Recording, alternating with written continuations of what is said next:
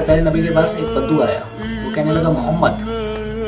तो हमारे प्यारे नबी से मतलब कोई भी जितनी बदतमीजी से बात करे वो हमेशा यही कहते थे कि हाँ जी, कभी ये नहीं कहते हाँ बताओ मुझे बात। तो वो कहने लगा कि ना तेरी 3 बातें बड़ी अजीब लगती हैं। आपने फरमाया क्या? तो वो कहने लगा पहले ये कि तू कहता है कि ना हम अपना दीन छोड़ के तेरा दिन अपना क्यों। दूसरा तू कहता है कि ये जी तुम उमर और अबू बकर मिलवा दो, उमर फारूक और अबू बकर ये रोमन एम्पायर फतह करेंगे, इनके पास तो खाने के लिए कुछ नहीं है।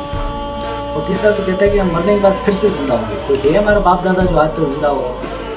तो आप ये मुस्कुराए और फरमाए कि मुझे लगता है कि तेरी ज़िंदगी बहुत देर तक चलेगी और तू देखेगा कि ना ये बातें पूरी हुई और या नहीं, और तू देखेगा कि ना पूरा मक्का मेरा कलमा पड़ेगा।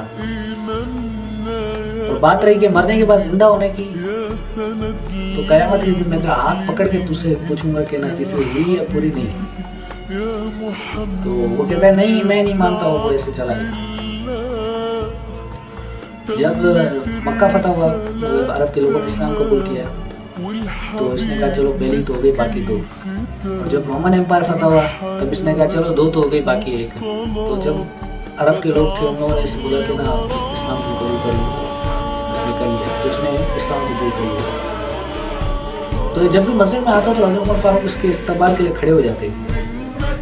तो जो अरब के लोग थे, मक्का के लोग थे, वो हैरान हो जाते कि नहीं यार ये मामूली आदमी इस्लाम कबूल किया हमारी तरह, इसके लिए खड़े हो जा रहे हैं। तो एक दिन ना हज़रत उमर फारूक ने लोगों के चेहरों के पर जो सवाल थे, यही सवाल था, लोगों के चेहरों पर सवाल पढ़ के उनका जवाब दिया और फरमाया कि तुम लोग सोचते होंगे कि ना मैं इस शख्स की इतनी इज्जत क्यों करता हूँ, ये जब भी मस्जिद में आता है तो मैं इसका इस्तेमाल क्यों खड़ा करता हूँ, इसके लिए खड़ा क्यों हो जाता हूँ। तो उन्होंने फरमाया कि ना मैं उस महफिल में था जिसमें इसने ये बातें की थी और इसने कहा था कि ना तो तब ये बातें की थी, और तब मेरे नबी ने फरमाया कि ना तू देखेगा पूरा मक्का मेरे कलमा पड़ेगा, ऐसा ही होगा। और इसने कहा था कि रोमन एम्पायर फतह का होगा, फतह करेंगे भाई, और रोमन एम्पायर फतह हो गया। और इसने तीसरी बात ये कही थी कि हम मरने के बाद फिर से जिंदा हो गए। तो उस वक्त मेरे नबी ने ये इससे फरमाया था कि ना क़यामत के दिन मैं तुझे तेरा हाथ पकड़ करके दिखाऊंगा और पूछूंगा तेरे से कि ना तीसरी बात पूरी हुई या नहीं हुई। तो और जिस बंदे का हमारे प्यारे नबी हाथ पकड़ लेना जन्नत तक पहुंचाने से भी नहीं छोड़ते।